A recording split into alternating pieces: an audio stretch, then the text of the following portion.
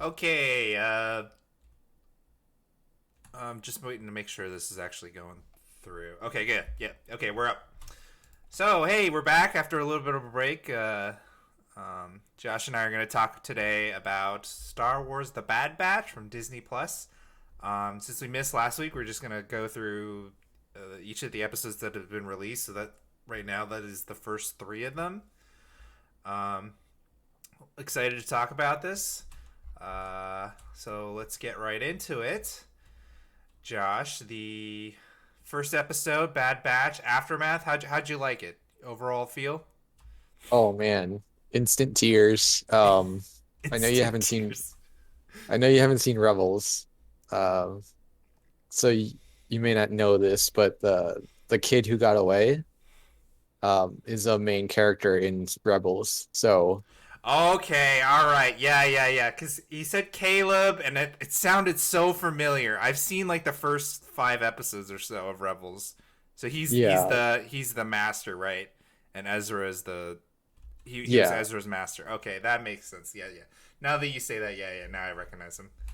So like you see him and then like it's just like a gut punch. It's like, oh God. Because like if you've seen Rebels recently, um I guess I don't want to spoil Well, Rebels I for know. you, but Okay, I know he dies. I know.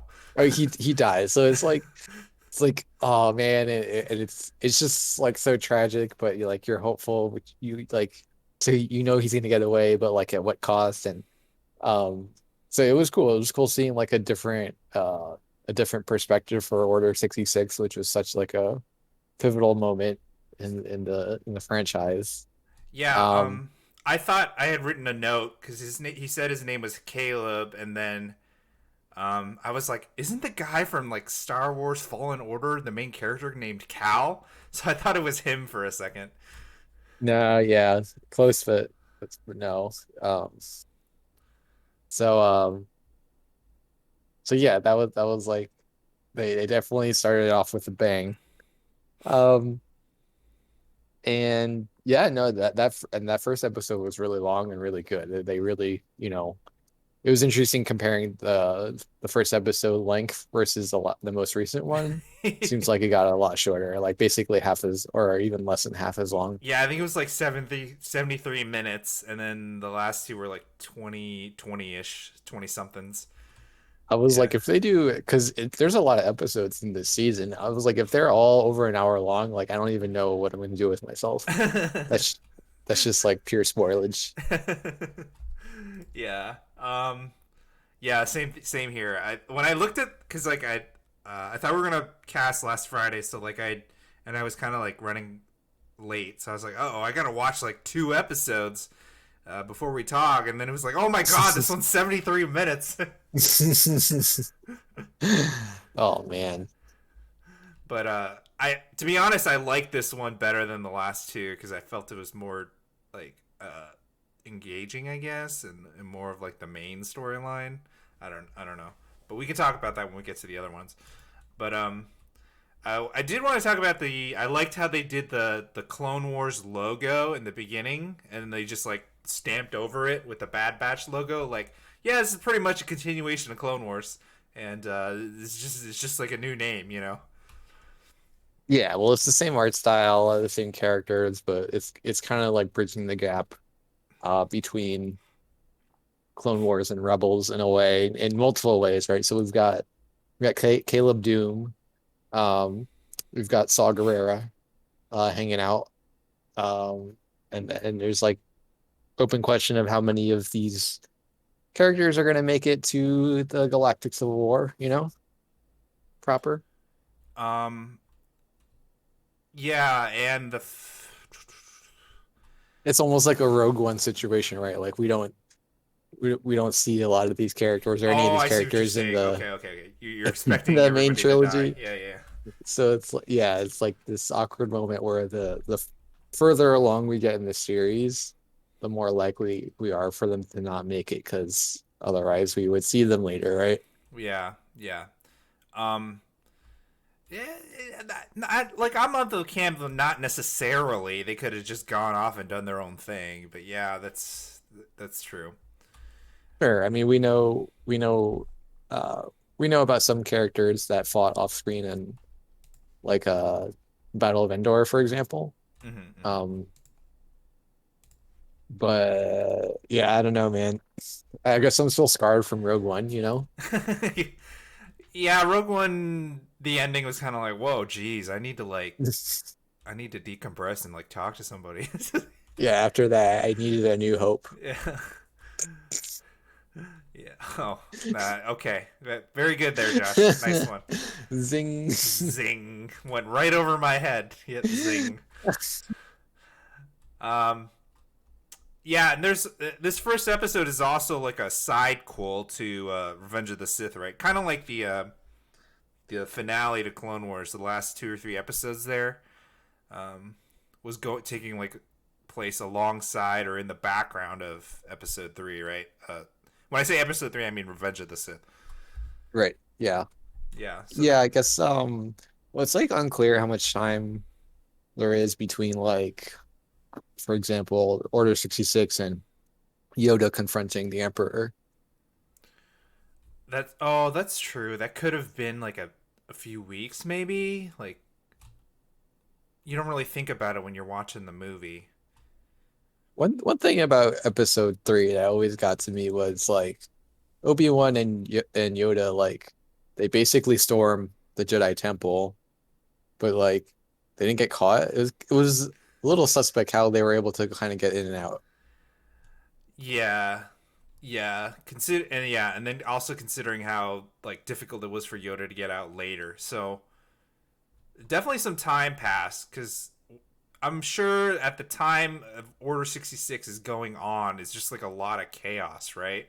Like even like the military, the clones and everything, probably while they're executing the order, there's still probably a lot of confusion going on in high command. I bet. Yeah, so like either it's like either they go back to the temple really shortly after Order 66, or like sometime after when there's like confusion in setting up the government. I guess like it takes some time for both Yoda and Obi-Wan to travel to Coruscant. So, but Yeah. you Well, know, travel space times is travel in in Star Wars. Travel time in Star Wars is way yeah. It's kind of like that's yeah, a whole other can of worms. it's always been weird, and then the sequel trilogy just like added even more thorns into the mix. Do you remember Star Wars Rebellion?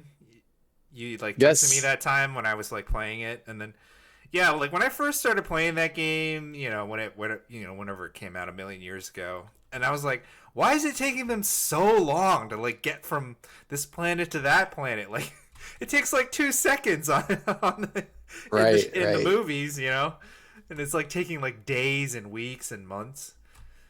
Yeah, I love that game. It's like, yeah, you can go attack something across the galaxy, but it's gonna take you a couple of months to get Yeah, yeah, yeah. there. Yep, And then exactly. like Han Solo was always broken because he had half travel time. He could get everything like anywhere he wanted to really fast. Yeah, Um, because he had the Falcon. Yeah. because he had the Falcon. The Falcon, I guess, is able to warp through space faster because plot. But I always like how the Falcon is like supposedly a piece of junk, but also like invincible and super Also, the fastest fast. ship in the galaxy. Yeah, yeah. Fastest ship in the galaxy, but it's always falling apart. Exactly. So, um, anyway, yeah, like travel time in Star Wars has always been totally at the mercy of the plot rather than any in-universe rules. Yeah. And to be fair, Star Trek is a little bit like that too.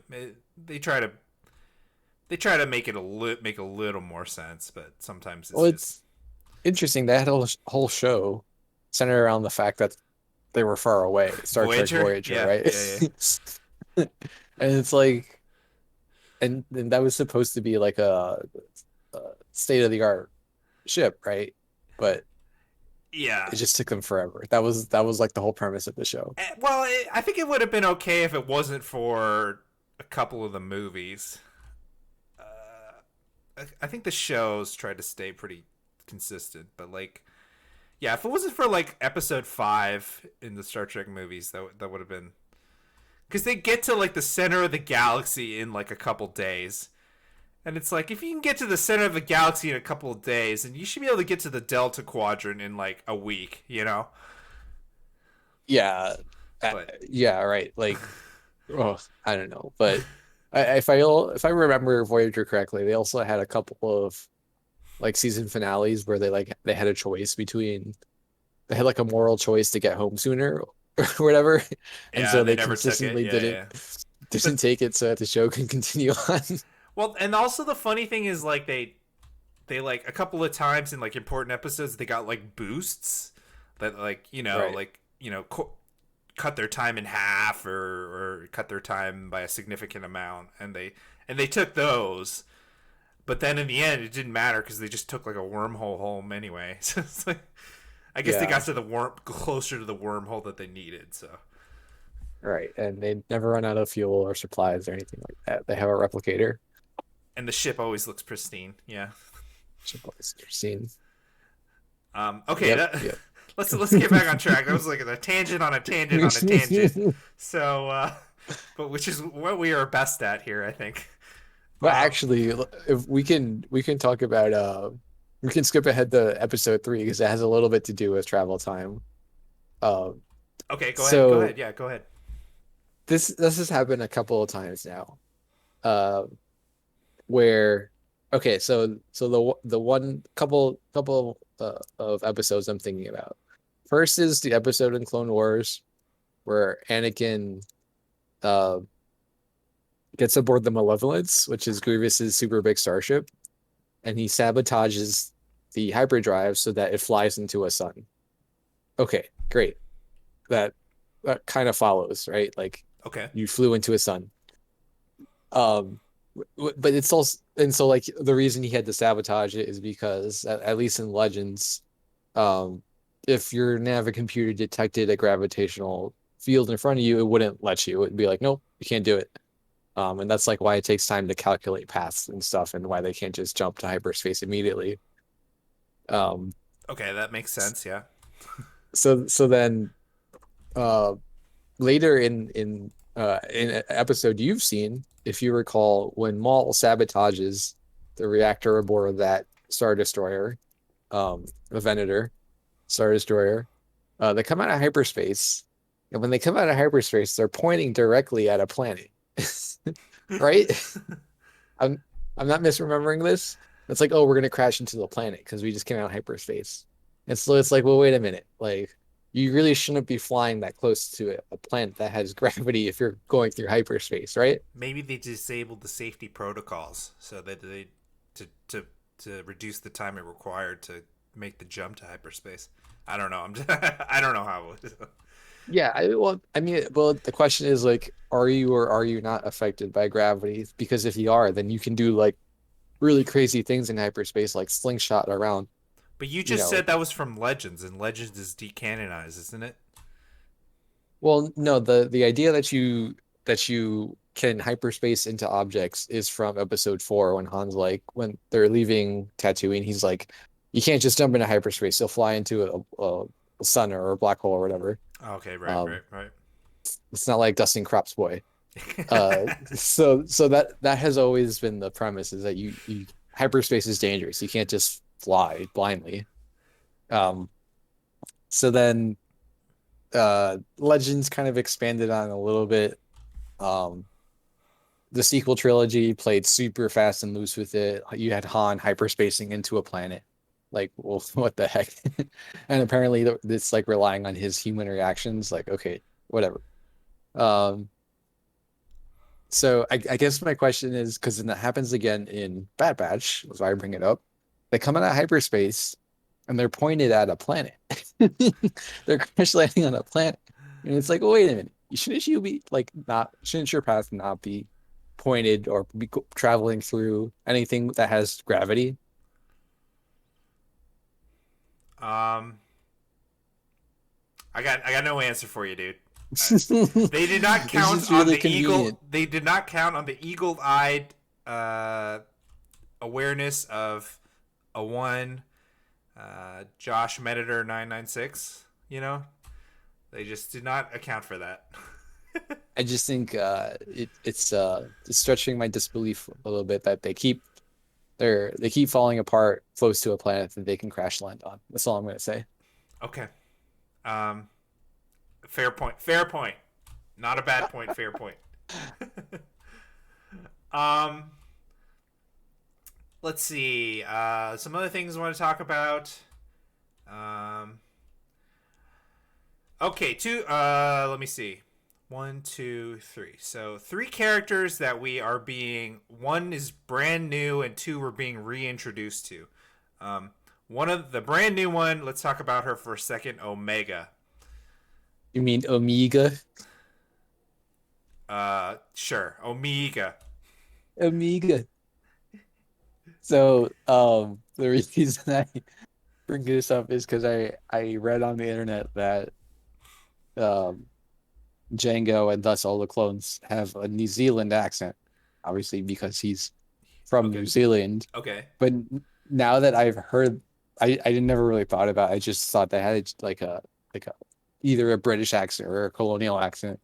But now that that I know it's specifically a New Zealand accent, whenever anyone talks, I'm just thinking of Flight of the Conchords. Oh. That's like all I hear. So like whenever Omega says anything, including her own name, I just hear Omega. And the funny thing is, the actress, I was just looking her up before this, and the actress is Asian. So Yeah, oh, I don't know. it's So kind she's of weird. faking her New Zealand accent. No, no, no. She's obviously she grew up in New Zealand. It's just Oh, she did. this. Okay, this is not a knock. This is not a discriminatory thing. But I've just always found Asians that speak with like British Australian accents. I found them like kind of strange to listen to. It's just very awkward for me. So yeah, Australia and New Zealand falls in that category as well. This is not a knock on people from there or that accent. It just to me it seems strange. You know, it's like one time my Interesting. mom met a guy, an Asian guy with a French accent. Like that's super weird too. Like it's just. But I imagine people from those places they'll like see me and they'll be like, man, that Asian speaking with an American accent. What's wrong with that guy? You know, I don't know. It's just kind of weird. Anyway, that's another Well, tangent. you have specifically a Northwest accent. Do I? Do I?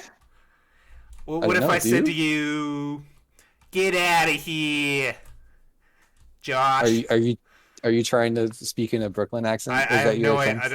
I'm doing like a generic how I would think a stereotypical New Yorker would sound just for you.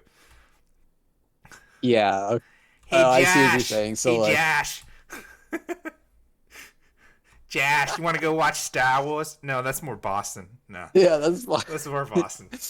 I know all of us Yankees, we sound the same to you, but no. Anyway, Okay, yeah, I don't back know. to Omega. Back to Omega. So like, okay, they said okay, so in the show, they said like the fifth. They kept talking about the fifth clone, and everybody's just assuming it's the five clones of the Bad Batch. But then they end up saying that Echo is not really part of that group because Echo was actually a regular clone that got kind of worked on, right? So like they say Yeah, the Omega. separatists made him into a cyborg. Yeah, Separatist made him into a cyborg, and he was a regular clone before that, so he's not really part of the batch. So then they tell her that she's the Well, fifth clone. he is an ARC trooper though. So they're slightly different. Okay, okay, but he's not part of like he's not who they're referring to when they say the fifth He's clone. No, he's not part of so it's really clever actually how they do that scene where Tarkin's like, "How many do you have?" And Nala says like, "There are five." Um, of course, the fifth one is standing right next to them, but she's like very careful even then to protect the identity of that fifth clone. Okay, so here's my question though. She's a fifth clone. Clone of what? She's not a Django. She's a girl. Like, is she a female version of Django? Did I miss like what she's a clone of? Who was the host or the seed for her? What was her? And also, what was her purpose as a clone? I mean, I don't know if they explicitly say it, but Or is that I just something they're assume gonna? she's You assume a they're gonna go over that in later episodes, and that's like a hook to keep you coming back for more. no, I assume she's a Django clone because of her accent and she kind of looks like Django. I mean, the difference between male and female, in my understanding of genetics, is just one chromosome. So, Well, and well, tell me obviously, like, about this, Doctor Geneticist Josh. so you Can you see, make a clone, like a female clone? Like, if I tried to clone you, could I make a little Joshette here? I Like, mean, this is how people have boys and girls, right? Like, at some point in the copying of the genetic process, like, either you end up with XY or XX, and that determines your sex. yes, So, yeah, we already know the Kaminoans, their master geneticists, they've already altered the clones, okay, their genome. They've altered the Bad Batch kind of more intentionally. okay, but why? Why is she a girl? Why is she a girl? Where is she a girl? When is she a girl? Oh, did I That's just try to Did you just try to assume? Did I just try to assume her gender? Oh no, no, I was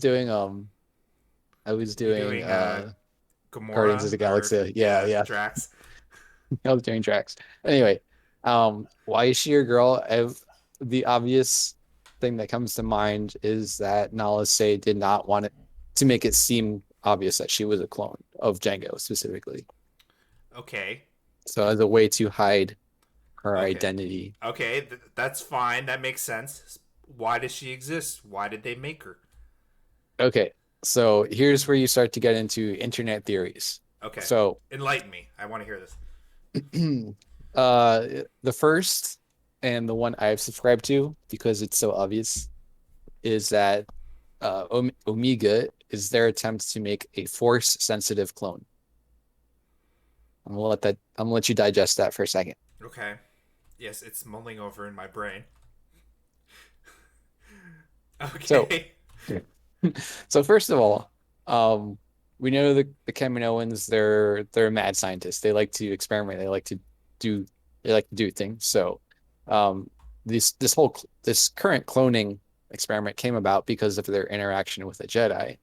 So with their natural curiosity, why not try to create something force sensitive? Uh, Secondly, uh, they are uh, always interested in improvement. They want to make better, more superior clones. Imagine an army of force sensitive clones. Pretty wild. okay. Well, all right. We're getting into Mandalorian territory. Okay. Yes, exactly. So we know that the Empire or some portion of the Empire is trying to do the exact same thing in Mandalorian, which is to create a force sensitive clone, and they're kind of doing it by taking samples from Grogu. Um, so if we're following that logic, well, when would Kaminoans have had time to get a sample of a Jedi's blood?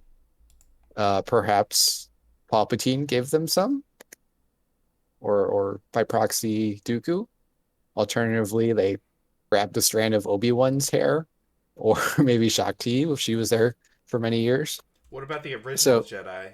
Uh, Sifo Sifo Dyas. Dyas? Yeah, Sifo Dyas. So Sifo Dyas never actually spoke to the Kaminoans. He was a real Jedi. They kind of cover this in the Clone Wars arc that you didn't watch, but basically Sifo Dyas never talked to the Kaminoans. It was always Count Dooku Oh, okay. So he was just like a pretending to be patsy, or Sifo Dyas. oh, he's pretending to. Okay. Yeah. So when Obi-Wan's like Sifo Dyas, like he knows Sifo Dyas, he doesn't think that it might have been Dooku all along. Okay, that makes more sense to me because I remember when I was watching episode two and Obi Wan found out about that. I was like, "You mean it's Dooku, right?" Yeah, that was like my first Yeah. inclination. Like I thought Sifo Dyas was like Dooku's alter ego or something. So that makes a lot of sense. In a way he was. He kind of pretended to be him. And then the real guy like died like Yeah. around there or shortly after or something. Basically, yeah, they go into that. It's one of the times in Clone Wars where the Jedi come close to learning the truth before Order 66. Mm-hmm. Okay. Okay. So better watch it. No, just kidding. Okay, so why else might Omega be force sensitive? Well, if you recall in episode one, when she picks up the gun and nails a bullseye on Crosshair, Oh which yeah, yeah, yeah. Okay. and then Hunter afterwards, he's like, "How did you do that?" And she's like, "I don't know. I guess I got lucky." If you recall episode four, what does Obi-Wan say? He says, "In my experience, there's no such thing as luck," which we are to, which we can apply to literally the entire Star Wars universe. Whenever anything unlikely happens, it's always like the will of the Force. Like the Force is guiding things, whether it's like superhuman feats or coincidences. It's the Force, right? So therefore, she is Force sensitive. She also like seems to have an interaction with the uh the alien in the third episode, the little creature, um, which is an ability that Ezra and Kanan both displayed a lot of in Rebels. Uh, what else is going on? Okay. Yeah. So This so just I think this is that's the just case hammered for her home. being This is force just like sensitive. super obvious now that you point it out. Yeah. So that's like theory number one and what I think is most likely. Are there any Uh, other alternatives that are not batshit crazy? yeah, so one is that she is able to uh imitate other people and kind of like learn, kind of like Taskmaster like learn their skills and copy them. So we see her like copying Hunter when they're in jail or maybe a little before that. And it's like this cute moment, but um like maybe she can copy Crosshair's accuracy or Hunter's ability to track things or Tech's like skills with Tech. Um, so like maybe that's like her, that's why she was created. That's like her special ability. Um, here's a third theory. The third theory is that she has the combined abilities of all the Bad Batch, which is kind of like being a copycat, but a little bit different. Yeah, that would kind of, and then that would kind of make sense why she's a little younger. So like the Bad Batch came about, and then they were like, oh, let's try to combine them all into like one. Yeah, I kind of super like that. scroll. Yeah, I kind of super. I kind of like that. Yeah. Yeah, so It could probably be it's both. it's Yeah. unclear like how old she is because like the Bad Batch, yeah, it follows that she is younger than the Bad Batch because they don't know about her, but she's like Django's age, right? And or not Django, she's Boba's age, it seems. And she's And not Bo, accelerated. it could be that she's not accelerated, which would mean that she was created at the same time as Boba and like hidden forever from everybody, or she's been accelerated, but like a little bit if she was made later. Okay. Yeah, I kind of like. Yeah. So some definitely a lot to be learned about her. She does seem to be like she's she was Nalase's assistant, and it seems like that was her genuine thing. Like she knows a lot about medicine and the inhibitor chips and so on. Um. Okay, I'm pretty satisfied with that. That was a good information dump. Thank you, Josh. um. Okay, now I'm like, okay, now I'm invested in her because before I was like, ah, they gotta like protect this girl, and it's just gonna Oh, be you don't like, like her? well, I thought it was just like you've seen this before, like a bunch of grizzled guys have to like take care of this little girl, and then they have to like Yes. learn to be more Actually, caring. we've seen it a lot. Yes. We've seen it in every single Star Wars thing ever.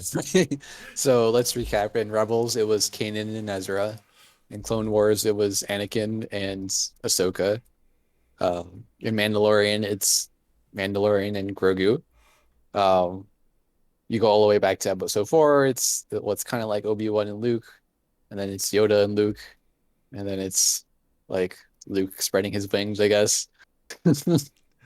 Uh, so have we seen this before? Absolutely.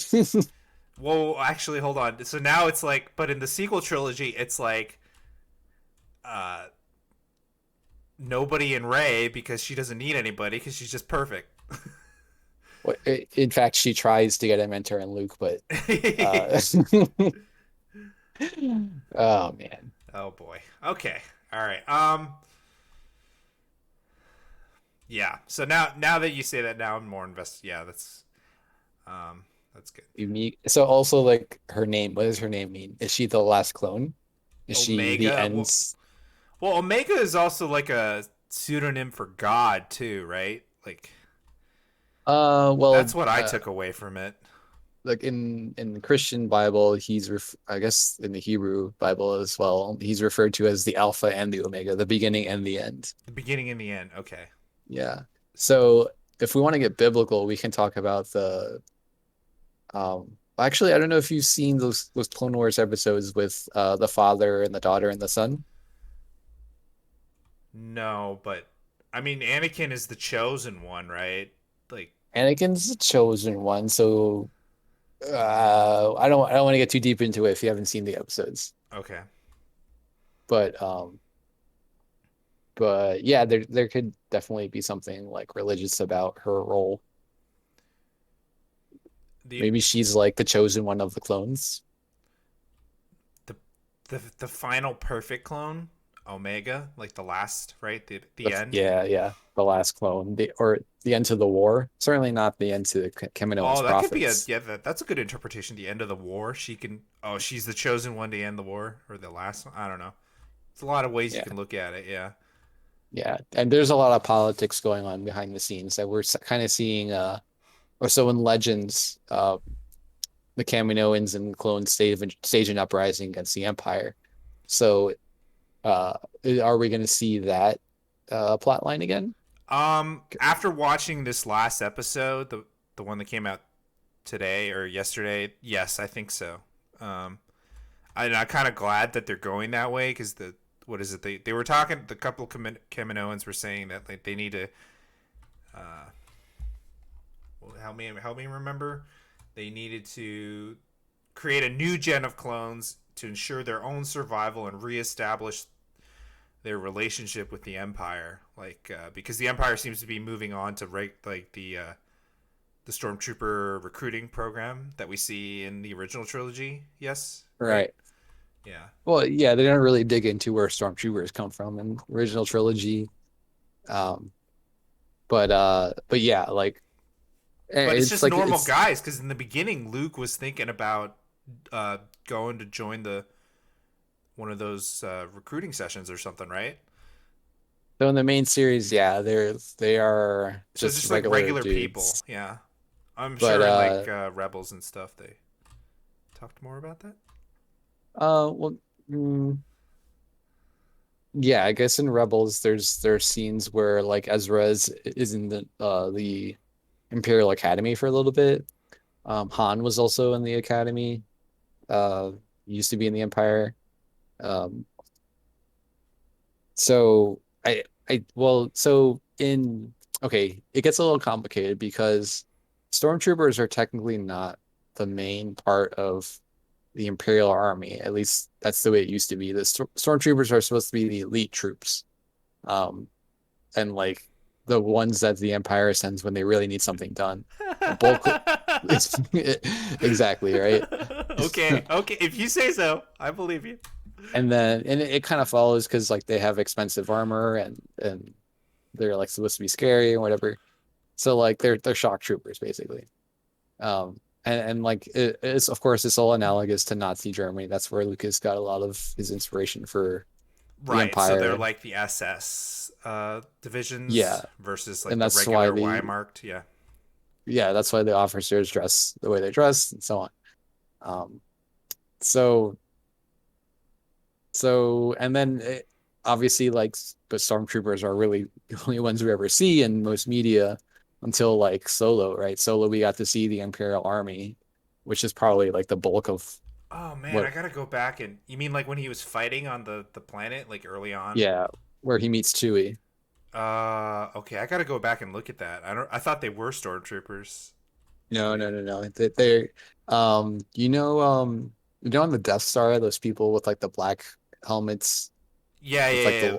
the The ridiculous looking like speed yeah, skater helmets. Yeah. that's the Imperial Army uniform. Okay. All right. That's the regular army. Okay. Yeah. So of course, like because the action's always around Vader. He has like legions of stormtroopers at his disposal. Anyway, so basically like, but there's something also called the Tarkin Doctrine. I'm not sure if you're familiar with it, but um, basically the idea is like you use overwhelming force to keep the systems in line, and so like the Death Star is the ultimate expression of the Tarkin Doctrine, right? This overwhelming display of force that will um, keep peace and order in the galaxy in the Empire way. And so stormtroopers are like part of that. And so Tarkin's kind of thinking in his head, like, can clones fulfill the Tarkin doctrine, or do we have to go in a different direction? Um, but and I guess that was a big sidetrack to say that stormtroopers and legends were specifically trained on one planet or a few planets, um, and they were supposed to be elite units. Okay, theoretically elite units. Okay. Yeah, elite against anybody not protected by the Force. Remember, the Force it explains everything. Okay. I mean that's a good backstory. That makes a lot of sense. But that's also a good segue into you mentioned the Tarkin Doctrine, and I kind of wanted to talk about the return of the Tark Man, the Big T. Oh yeah. I was kind of surprised, but not surprised that they had him in here, and I liked him as a character, back in the day. So, yeah, uh, he's obviously watching the Bad Batch with uh, what not the greatest intentions, and he had them go through like this battle simulation and stuff in the first episode. So he seems to be like he's the big bad for this series. Do you think that's true? Oh man, there's so many things that could happen. What if we see Thrawn's recruitment to the Empire, What? right? Whoa! What? You just okay? All right, okay, What if we see the creation of the Inquisitors? We got a lot of episodes to go. okay, all right.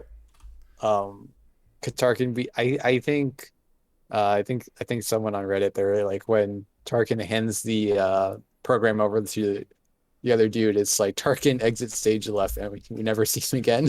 So They okay, could okay, go ahead. Sorry. it could go in that direction where it's like Tarkin has played his role. He's like attached legitimacy and like to this story. Like, okay, we know it's serious because we saw Tarkin, and now he's like out. Um, I mean that's a possibility. Yeah, I hope he comes back. I feel like he's gonna come back in like the big event episodes. Um, but also the fact that he's back and something that just came up in my head right now was we haven't actually seen any Star Wars media where they I'm sure they have comics and novels or whatever, but we haven't seen like anything on screen where the that shows the transition from the Republic to the Empire, like right after Episode 3. Uh, Correct me if I'm wrong here, but I think this is Yeah, so. the And this is like a period that I've always kind of like I have a lot of questions about, like how did they go, so quickly? I mean, going from like a Republic, a Civil War to an Empire is not like a overnight thing, right? I mean, but Palpatine. So there's like a Palpatine is like one of the greatest masterminds in fiction, right? So a lot of a lot of I think it's not unfair to say like a lot of what went down. You can just say like he's been plotting this for 20, well, let me see, how old is Anakin? Probably as old as he's been around. Or even before that. Yeah. And he's backed up by all the power of the dark side of the force. So like when he issues Order 66, it's like everything's kind of already in place where he's got an army that listens to his orders and the clones that have inhibitor chips that will do whatever he says. He's already stripped the Senate of all their power. They have basically become a figurehead body, which culminates in him dissolving the Senate altogether in episode 4. Yep. Yep. Kind of like 18 years later, but um, And there's a lot Well, of see, that's my point though. It's like it takes some time, right? Even though he was in full control, still took him 18 years to dissolve the Senate. So like, also, what else goes on during that time? I feel like they have a lot of potential here. You know?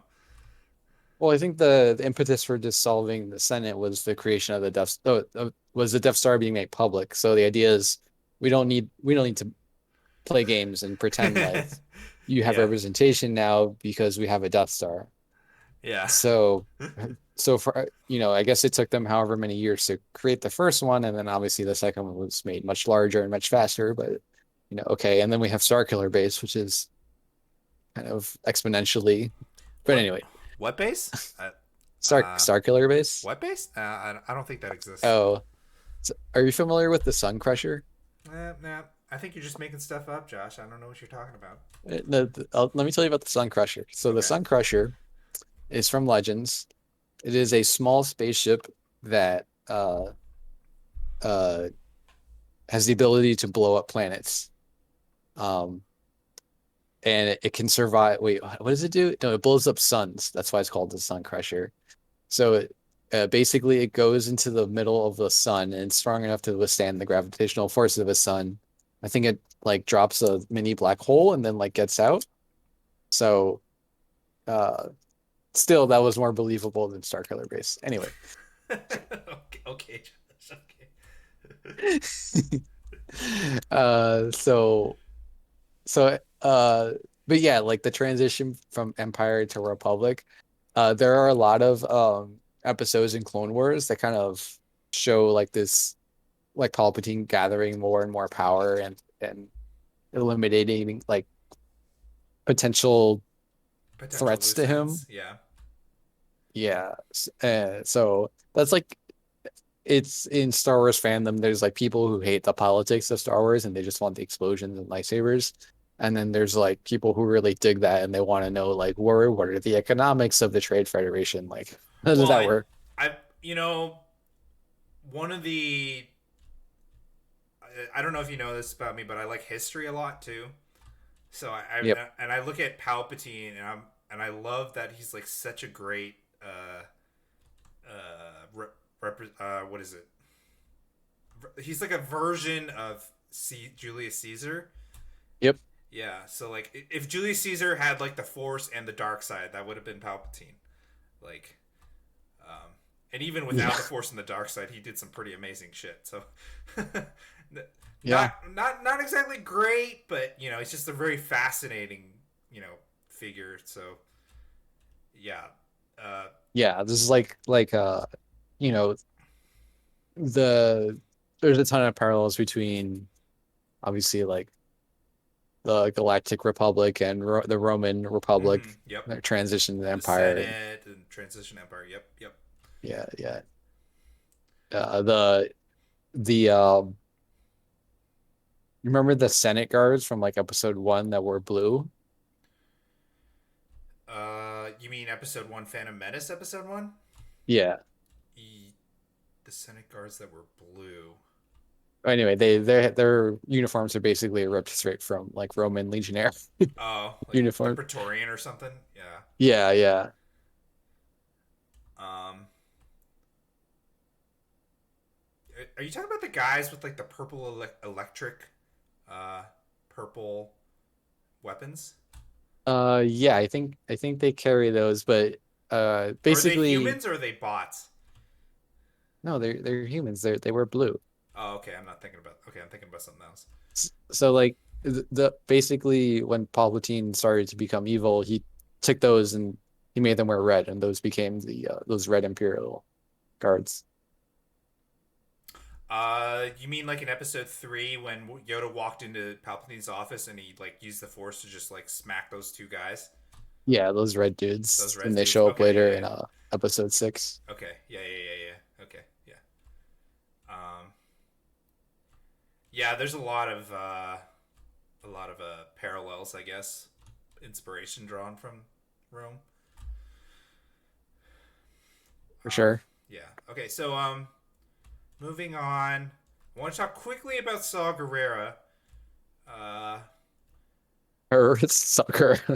uh, I was like, I saw him and I was like, what happened to his accent? Like, I don't know. Like Forrest Whitaker from Rogue One was like, he was like really playing up that accent, and and then this one he just sounded a little more normal. I guess I don't know. Maybe just the different portrayals or whatever. Saw has always sounded awkward to me in all of the animations he's been in. Um, like he needs to, I don't know, he just sounds so off. Hmm. Like they splice all of his lines together instead of recording in one take. You think so? I don't know if that's what they do. That's just what it sounds like to me. Okay. Um, yeah, he just sounded very normal to me, and I've only ever seen him in Forrest Whitaker's take in Rogue One, and in that one he was like super like it's very memorable, his accent and his voice, right? Yeah, also he's like breathing out of a tube or whatever. Yeah, but that's like the later version, older version of him, right? Yeah. Yeah. Okay. Um. But he's in Rebels. Spoilers. Yeah. Yeah. He is. Um. Later Rebels. Um. Want to talk a little bit about Crosshair? Did you before this? Before you watched the Bad Batch, did you have any notion that they were going to turn him? No, um, I mean, no, like the Bad Batch, they all kind of like like they say over and over again, like they've always been kind of like freeloaders, not freeloaders, but free thinking clones. They do whatever they want, uh, like taking orders when they feel like it. So, in a way, uh, I guess like they chose him to be the one who turns his personality is like maybe the most imperial out of all of them. Well, like you, after watching the first episode, of course like they planted those seeds in there, but when I was watching Clone Wars with them, I didn't get that, So it felt a little bit forced to me. But I guess they had to like turn somebody for the sake of the story. Yeah, I mean it's pretty wild. Um, there's some internet theories out there. So, will he will Crosshair lead to the creation of Death Troopers, which are those stormtroopers with black armor? Mm-hmm. Uh, yeah, I don't know. There's a lot of ways they could go with it. In the most recent episode, he gets his own new crew, and these are non clones. Um, and he's in charge of them, but he literally just kills one of them on the spot for defying him. Yeah, Um, good soldiers follow orders. good soldiers follow orders, and they kill anybody who doesn't want to. I was like, damn, he's pretty bad, but they did more experiments on him to make him even more compliant, right? Uh, So in the first episode. basically, they said they increased his inhibitor chip effects, whatever that means. Okay. We'll have to get Omega to tell us what it means. Omega, Omega. Omega. Okay. Episode 2 and 3, I was, I don't know, I wasn't as invested because I felt like to me they feel like filler from like the main storyline or whatever. They felt like side quests in a video game. Um, did you get anything special out of them going to see Cut and Sue and their kids? I mean, those are recurring characters, so like it would have been a if they didn't, it would have been a little weird. It's like, well, what happened to Cut, you know? Um, so they just like, yeah, but then to me that's just like ticking a box off the list. And I guess Cut kind of shows Hunter how to be a better dad, right? Because Hunter's just like Yeah, this he just gets this role of surrogate dad thrust upon him. He doesn't really know what to do. yeah, they had that moment where he tries to leave her behind, like in Mandalorian and also in Titans. and like every other like dramatic movie or series ever. Like ever. I just watched like a Tom Hanks movie where that they did exactly the same thing. So yeah.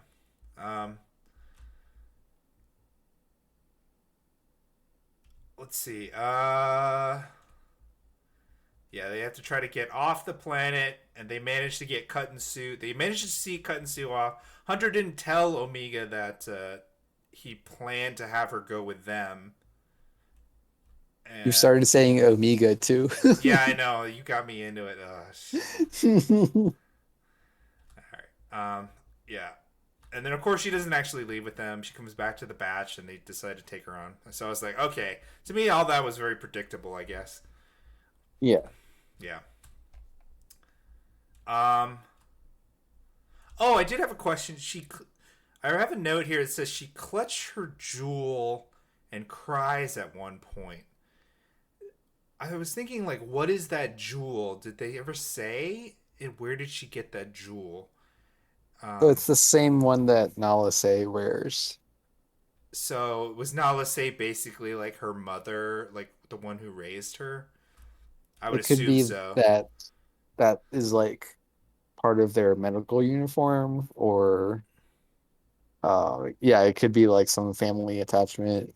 I think once she takes it off, it kind of symbolizes like she she has accepted she's not going home to Camino. That was kind of fast. It's like super fast, man. I mean, Unless like Camino sucked as a kid. I don't, like if it was okay or if it was uh you, you know, if it was okay or if it was good, then it's like wow, that was really fast.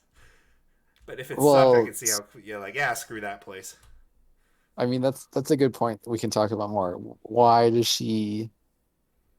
Why is she so ready to pack her bags and get off planet? Because if you remember, she basically hunts down the Bad Batch and makes them take her. Yeah, I kept bugging him. Yeah. So, couple of thoughts. First, I think she knows she is the same type of clone as them. So there's like a connection there because of that.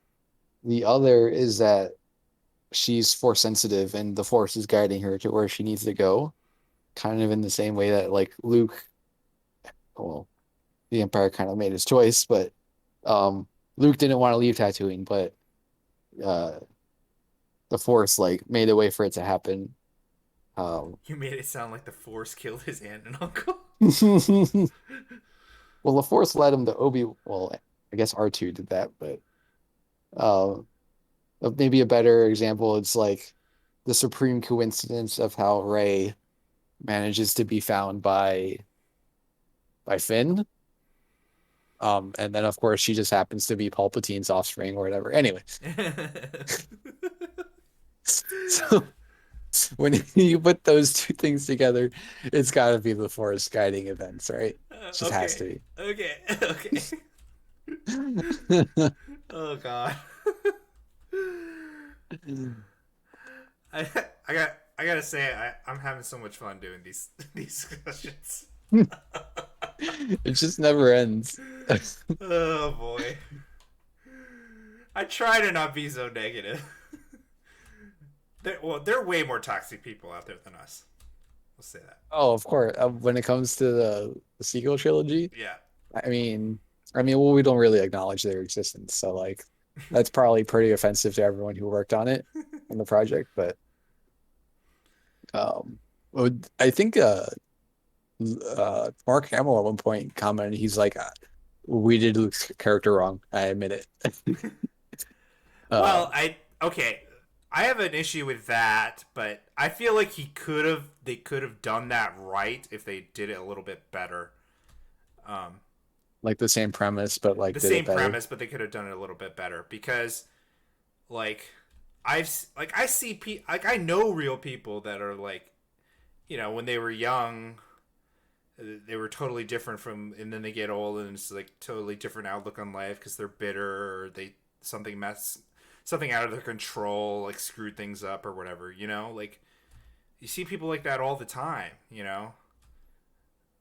So, uh, so I could believe Luke did it if they that happened to Luke if they had like done it better. Obviously, a lot of stuff didn't make sense. They kind of rushed it.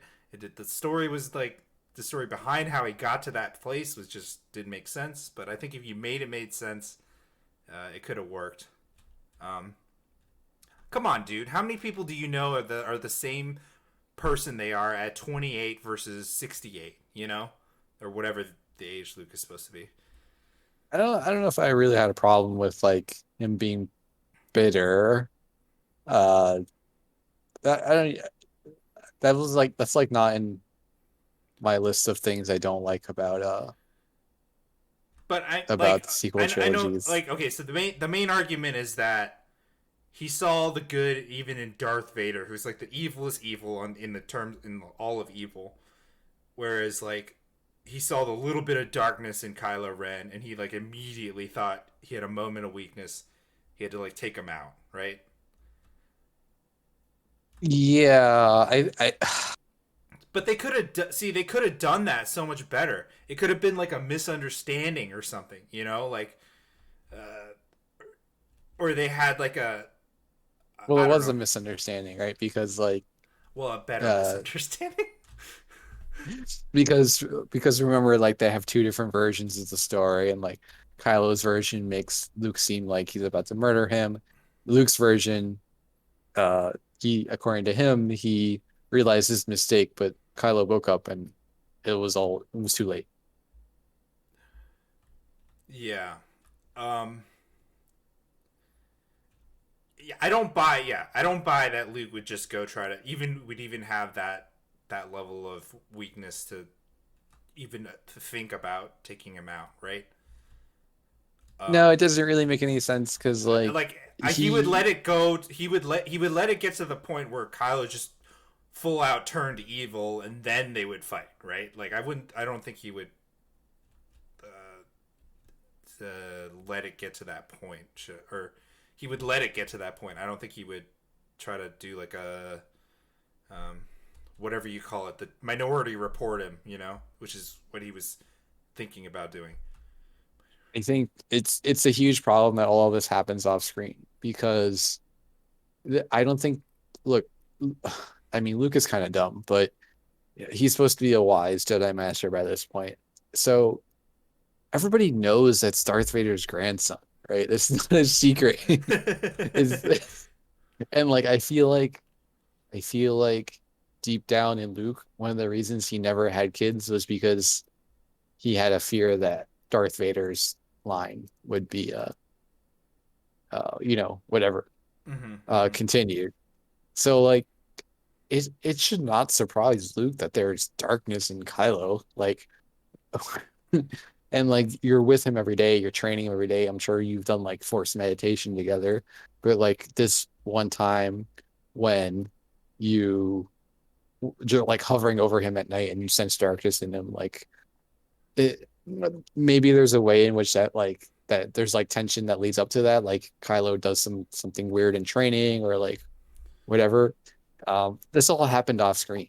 And so it's like almost irrelevant to us as viewers. Like Maybe if we they had don't shown like something that Luke saw, like was he like yeah, if they had shown some of what he saw or like tried to convey that better, because you just say he just said the darkness that I saw in him. Like, okay, what does that mean? Like he's stealing donuts from babies or killing younglings. killing younglings? Yeah, it's like So, I mean that would have been just a better episode 7, right? Is like Luke is trying to train his disciples and like failing at it while Leia's trying to like convince everyone that the First Order exists and is a problem, and then it culminates in like Kylo raging out or whatever, and then like the First Order rising. That's like episode 7. you hear that, Disney? You hear that, Kathleen Kennedy? Josh just like gave a 1 minute spiel on episode 7 that was like way better than J.J. Abrams and his entire uh, I mean, writing look, we do staff. this every week, right? We basically come up with better ideas than whatever happened with episodes 7, 8, and 9 every week. So We're Um, probably gonna be talking more about this just because we're dealing with Star Wars right now too, not that's Marvel. true. Yeah, usually we start talking about like Titans, and then suddenly we're talking about the Star Wars sequel trilogy again. But So these tangents are a little more relevant. yeah, so but anyway, yeah, it's funny because like even within the constraints of like the basic premise they set up, like you said before, like you could still keep these basic elements. Like if you want to do another Death Star, all right, we can do another Death Star.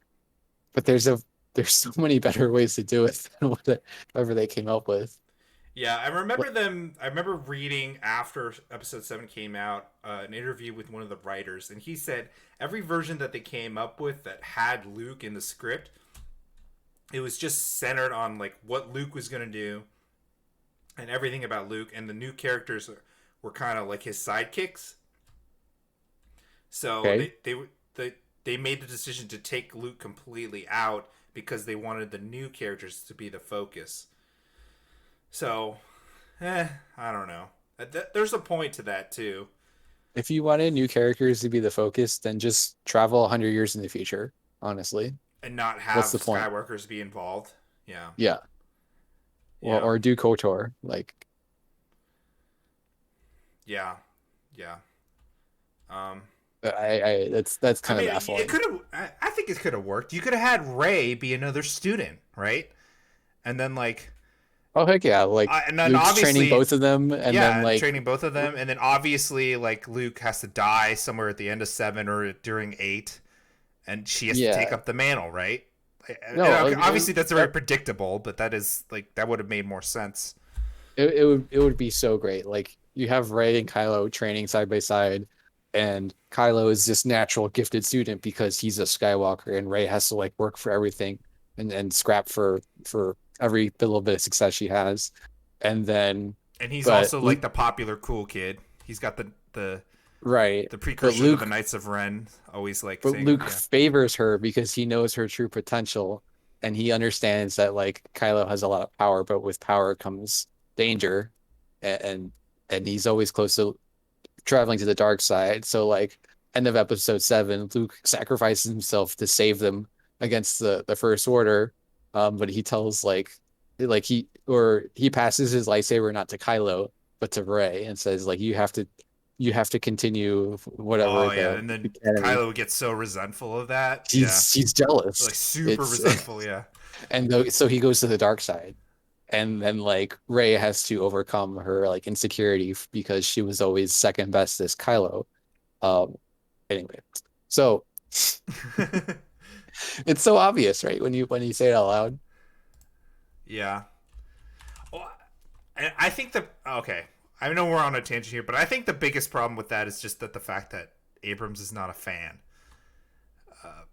I think you get the best results on these things when the creators are fans of the properties. You know? Yeah, I think we see that with Jon Favreau and Oh Dave yeah. Filoni, right? Oh yeah, They're for sure, for total sure, Star Wars heads, for also in sure. Marvel.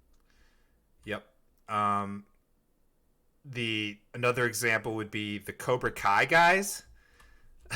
Yeah, I know this is kind of like a really different property, but those guys, like they they they said that the they have Karate actual Kid, footage from the yeah, show. and they said the Karate Kid like was their Star Wars, you know. So Yeah, so it's like okay, that makes and that's what that shows it like an awesome show. It's like amazing. right. So And it's internally consistent. Like everything kind of, yeah, of yep, course, if you're being cynical, like anything can seem off, but it within like it doesn't pull you out, yeah. not in the way that. But going to your point about like to be a fan, especially as it goes with like also comic book properties, um, like when you're a fan, like you and you've seen these characters being told in different stories, and you've seen also bad stories because I think that's something we don't talk about enough is like all these comic book storylines that are absolute garbage, and it's almost like all these other writers have done the hard work to figure out storylines that don't work and are bad so that you can pick out the best ones and kind of like adapt them and make it work for a different media or Hmm. different medium. So like that's really what they should have done is say, okay, like we have decades of Star Wars novels and comics of Luke and the Skywalkers and Leia and adventures after Episode 6. So let's try to like pull something out and put something together that kind of it is that, but like in a better way or makes sense for film. And they like sort of did it because Ben is uh Ben is Luke's son in Legends. Uh I guess maybe that's like the only thing they really kept.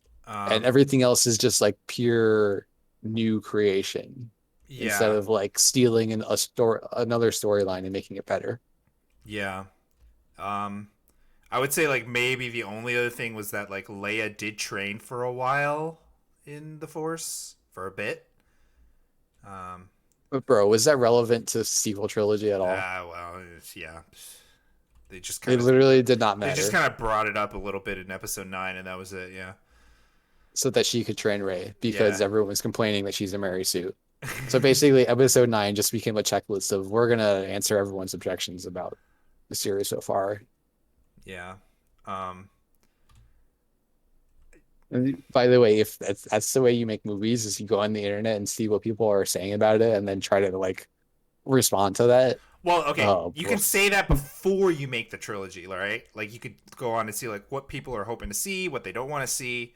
But Right. like if you go in going like, oh, we're just gonna go guns blazing with whatever the hell we were thinking, and then we're gonna have Episode 8, a different director, just totally like guns. He's gonna Yeah. go in guns blazing, just blow up everything we just did, and then it's like, okay, now we have a huge mess. Let's go on the internet now. Well, of course you're gonna have like Yeah. 1,000 different diverging opinions. Uh, I mean, at that point, though, I think Episode 9 was unsalvageable. You know, like I don't think anything they did.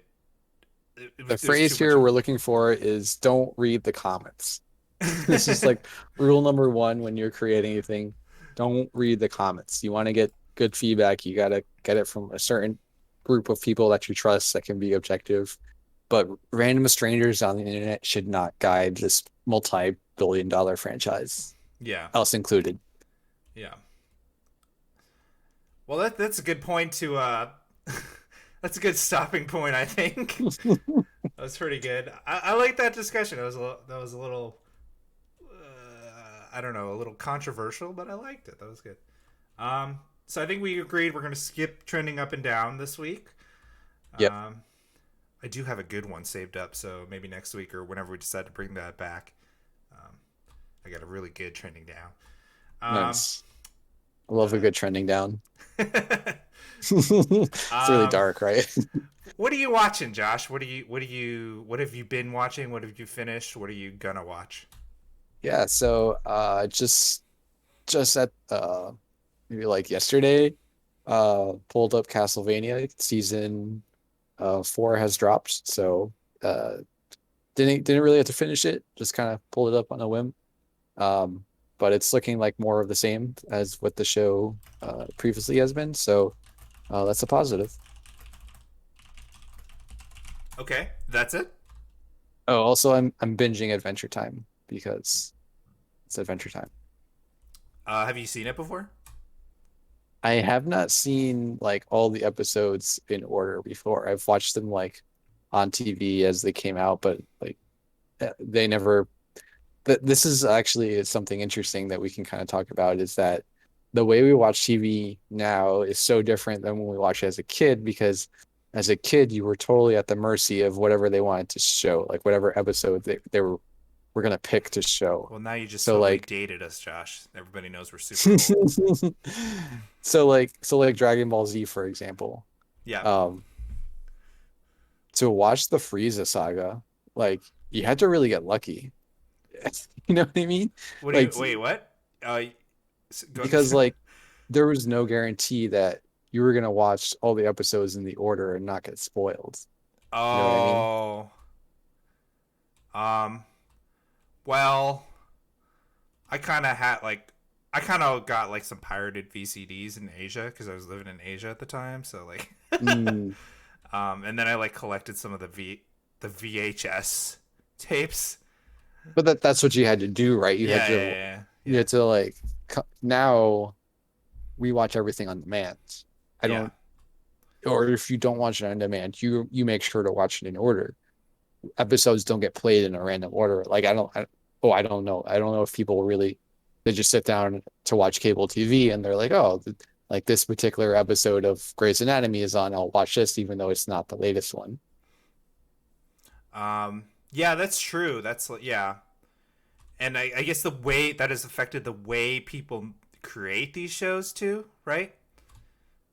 Could be, yeah. And as it relates to Adventure Time, there's like an overarching some overarching plot lines that span like seasons, but also there's a lot of episodes, maybe even most episodes that are kind of like, I mean, you could call them filler, but it's kind of weird to call anything an Adventure Time filler because it's I guess you I don't know, call it a random show. It's not a linear show, as I say. Oh, okay. That's what if that makes sense. Like let's say like Finn has like a character development in one episode.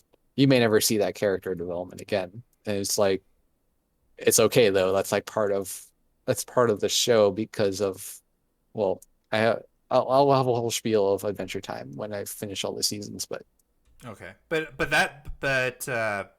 Adventure Time was created as a show on Cartoon Network, wasn't it? On like a weekly yes. show on Cartoon Network. Okay, so it still follows like a little more traditional format, and at least when it was on.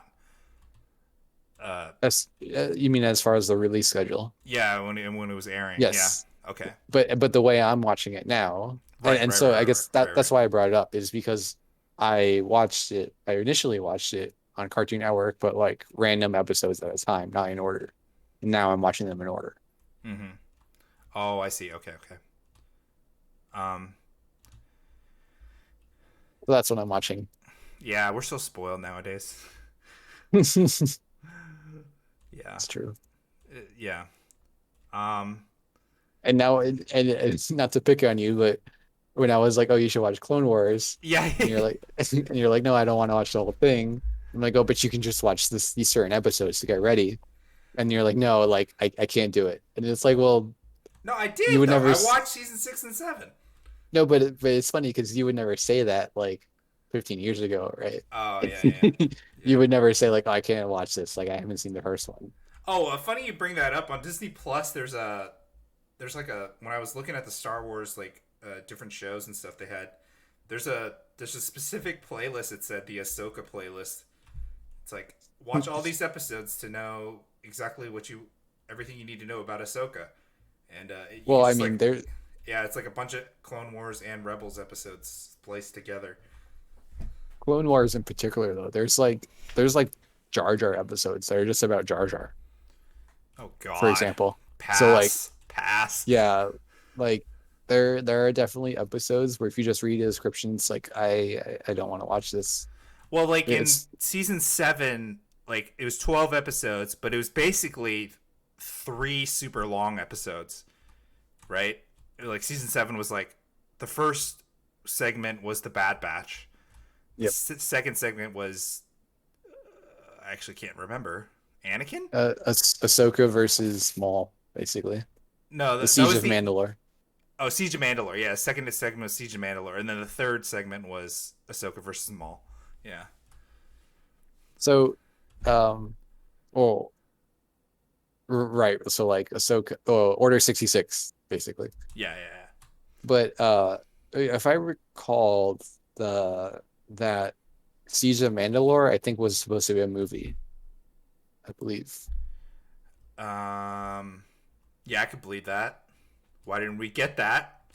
Like a live action movie? No, it was if you recall, like Clone Wars. Okay, so there's Clone Wars on there's Tartakovsky Clone Wars. Um, and then there's the Clone Wars as we know it now. It was originally a movie, Yeah, yeah. Okay, yeah, yeah. And actually, I had watched the first version of it when it came out.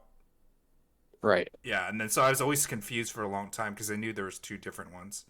Yeah, and that movie kind of takes place in a weird spot, and like I think Ventress is like a little bit different in that movie. Um, So I think if I remember this correctly, Siege of Mandalore was supposed to be a movie kind of in that format. An animated movie. Yes. Okay. All right. Um, it's good to know. Moving on. You watching anything else? Nope. Um, I am watching, or I just finished. Man, I finished a lot of stuff. Invincible. Um, episodes 7 and 8 were ridiculous. Um, I you need to know, watch it. yeah, I think you do. It's pretty darn good. I have this litmus test for if something is really good. Sometimes when I put new shows on, I'll just like game while I'm watching it, and if Yep. like the show makes me like turn my head and then I forget about gaming or something, it's like, oh, this is a pretty good show. Yep. So this has done that. Like I couldn't like after like the first episode, like, oh, I can't be gaming. I gotta pay attention because this is ridiculous. Yeah. So episodes seven Yeah. and eight were bonkers. The finale and the one before it. So Um, my version of that is laundry. So if we put something on while we're doing laundry, like folding the laundry, yeah. the quality of it can be determined by is inversely proportional to how much laundry we actually fold. That's awesome. So like I've mentioned Drive, I think on this podcast before, as when we watched Drive, no clothes was folded. Okay, I gotta watch that. You Yeah, mentioned that a few it's good. times. Yeah, I'm gonna put that on the list. Yeah, I finished Clone Wars. Talked about that. I finished that damn Michael Che. Um, on HBO Max. That was pretty good. That was really quick. It's basically like it's basically Seinfeld, like the format, because he just like it's cut intercut with like him like just people like him talking on, being interviewed on camera, and he's just like saying things about real life and stuff. But then he has like little there is like a story and a show within it as well. And he has like other actors play himself, which is kind of funny. Um, so yeah, it's pretty funny. Recommend that if you're looking for like a low key, funny show when you're like trying to fall asleep or something. I don't know. I just finished. Hold on, I gotta get the Danish name for it. Well, okay. Okay, Sundance. Okay, so the Danish it's a Danish show, but it's made in conjunction with HBO, and the name is where is it? Damn it, where is it? The English name is The Investigation, but the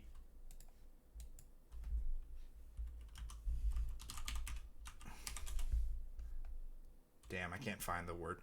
Okay, I think it was Erfer Fortenskinensgun. And that's Danish, that word you just said?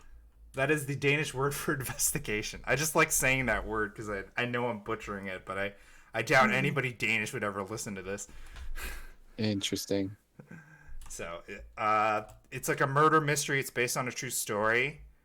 Um, this guy in Denmark owns a submarine, and this girl goes out on the submarine with him, and then she disappears.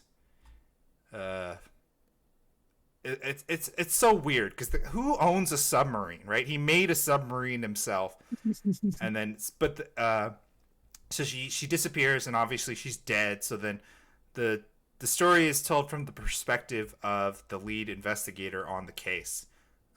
So funny enough, it's like they don't ever show the two people involved in the killing. So it's all from his perspective. Um, so they show like a picture of her later on, but yeah, and then so it's like from him, and he's trying to deal with like his team, and they're trying to figure it out. But it was like really intense. I highly recommend it. HBO Max, if you're interested. Yeah. Well, I also watched the Tiger Woods documentary on HBO Max. Oh, That was kind of nuts. His dad is batshit crazy, or was batshit crazy. His mom is a little bit crazy.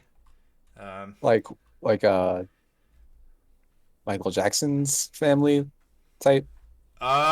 Kinda like similar dads, where like they were just pushing the kids, to do ridiculous things.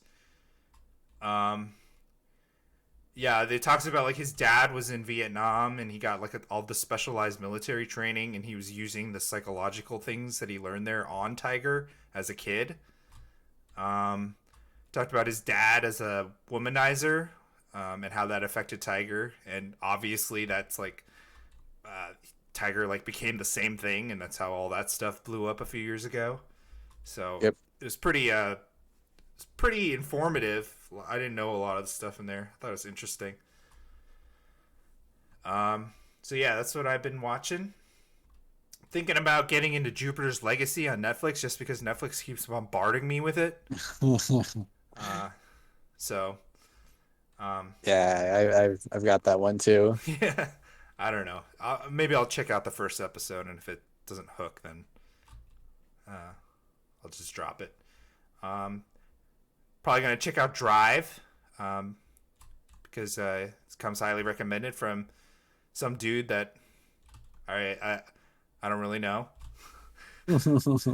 And then I was thinking about getting into Love, Death, and Robots because I hear a lot of good things. I never saw the first season, so second season just Love, came out, Death right? and Robots is kind of dark and a little bit random. Dark It's and like random. it's like a dark animated version of uh Black Mirror. Oh, I like Black Mirror. Oh, if you like Black Mirror, you'll probably like Love, Sex and Robots. It's just like a little more edgy, maybe. Edgier than Black Mirror. Ooh. Black Mirror was Black Mirror is not really edgy. It's just sci-fi. It's like the dystopian Not sci-fi. really edgy. What the? Did you watch the Black last Mirror, episode? uh, the one with Matt Damon. Matt Damon. There's no Matt Damon. You're talking about the Star Trek episode. No. Um, That's not the I'm getting last my episode. seasons mixed up. No, not. Oh, the guy that looks like Matt Damon. Yeah, now I know who No, you're talking about. The Matt that's Damon Matt clone. Damon. That's Matt No, Damon. Oh, it that's is Matt Matt Damon. Damon. Okay, it's Matt Damon. Okay. The episode with Shuri, uh, Letitia Wright. That episode. That is Uh, like the edgiest, craziest episode ever. I don't remember that one. What's it about? Um, she's going to this museum in the middle of nowhere, and she's listening to the museum owner's story about like his life, and he like tells her about in the beginning, like when he was involved with or not when he was involved. He's telling her about not his life, the like the different exhibits in the museum, like all of the odd stuff, and like the main story is like about the guy who had the machine on his head, where he could feel other people's pain. He was a doctor. Does this ring a bell? Um, no. You should probably check That that out if you're into edgy. Oh, Black Museum season Yes, 4. Black Museum season 4. So apparently I have not watched it, which is odd because I've seen season 5. Okay, season 5 is not that great. I think season 5 is the one with only like 3 episodes, right? Yeah. Yeah, the one with like Miley Cyrus, and yeah, I didn't think they were that great, but that was the last really good episode. Super edgy. Do not watch it with your son. Maybe not even watch it with your wife. I don't know how sensitive she is to um, like these kind of edgy topics. Yeah. Yeah, what she well, she fell asleep during Mortal Kombat. That's probably the last that was more Hey. gore than anything else. Yeah, it's just straight up gore. Like this one is like disturbing content. Like oh god, like who thought of this? Yeah. I don't maybe that episode.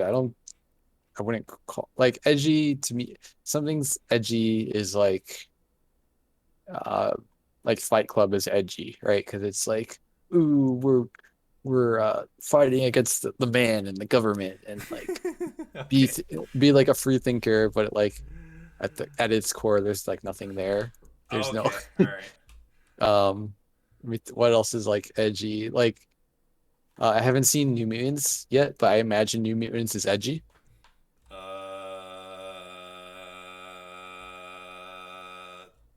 Nah, it's just bad, It's dude. just bad.